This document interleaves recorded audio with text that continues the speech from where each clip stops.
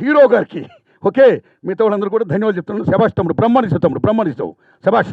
మీ trailer చూస్తేనే cinema చూడాలనిపిస్తుంది, శభాష్. అలాగే కెమెరామెన్ గారు వలీగా గారు కానీ, మ్యూజిక్ సుభాష్, ఏం పేరు సుభాష్ ఆనంద్ గారు బ్రహ్మాండ మ్యూజిక్ ఇచ్చాడు ఆయన వారికి కానీ, అలాగే నటినట్లు కానీ మొత్తం అందరూ కూడా బ్రహ్మాండంగా వాడితే best the did it. Cinema చూడాలనిపిస్తుంది. ఎందుకంటే మిత్రులారా, అర్ధరాత్రి ఆడది ఒంటరిగా నడిచినాడే మన భారతదేశం సొంతం వచ్చినట్లు లెక్క అంటాడు మహాత్మా గాంధీ. కానీ మన దేశంలో సొంతం వచ్చి 76 ఏళ్ళు దాటినా సరే ఇంకా అర్ధరాత్రి ఆడది ఒంటరిగా నడిచి వెళ్ళడానికి వీళ్ళైన పరిస్థితులు ఇవాళ ఉన్నాయి అని చాటి చెప్పిన సినిమా ఈ కానిస్టేబుల్. సో మన సొంతం రావాలంటే నిజాయితీగా ఆఫీసర్లు కావాలి. భారతదేశంలో ఎవరైనా సరే సుఖంగా ఆనందంగా ఉండాలంటే ఎక్స్టర్నల్ సౌరంటి కాపాడే జై జవాన్ కాన్సన్ట్రేషన్ చేసి ఉండాలి. వాళ్ళ సాక్రిఫికేషన్తో ఉండాలి. వాళ్ళ సాక్రిఫికేషన్తో మనం ఎలా ఉంటున్నాం. ది సేమ్ టైం ఇంటర్నల్ సౌరంటి బాగుండాలంటే కానిస్టేబుల్ బాగుండాలి, పోలీస్ వ్యవస్థ బాగుండాలి, చట్టం బాగుండాలి.